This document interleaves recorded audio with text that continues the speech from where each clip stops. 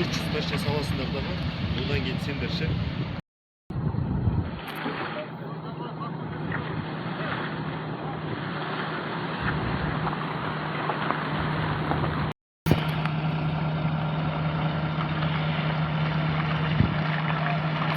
Ден бастап Караганды облысында ауа райының күрт өзгөрүүнө байланысты барлыктарыңызга маалым, көп жерге барлык багытка шектөөлөр коюлду.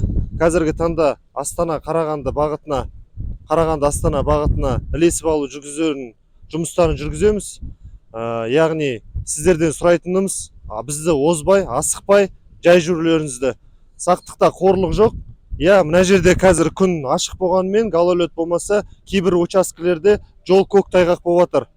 Кейбір учаскелерде жаңбыр жауып жатыр. Сол себепті асықпай, бірінші легковой жеңіл жүргізуші машиналар жүреді біздің артымыздан. Яғни дорожный службаның техникалары, кейін екі патрульный полиция. Біз сіздерді Қарағанды облысының шекарасына шейін ілесіп алып, сіздерді жеткіземіз. Яғни ары қарай уже Ақмола облысы келіп сіздерді алып кетеді. Сол себепті колонна үлкен тоқтаған кезде арттарыңыздан дистанция ұстау керексіздер. Өйткені біреу кеп тоқтай қалса, арттарына екінші көліктер тоқтай алатындай.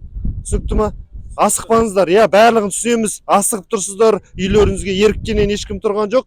Түсінушілікпен қараңыздар. Бізде сол себепті түсінушілікпен сіздерді қазіргі таңда жеткізу жұмыстарын, шараларын ұйымдастырып жатырмыз. Жақсы, назарларыңызға рахмет. Көліктеріңізге отырып, жолдарыңызды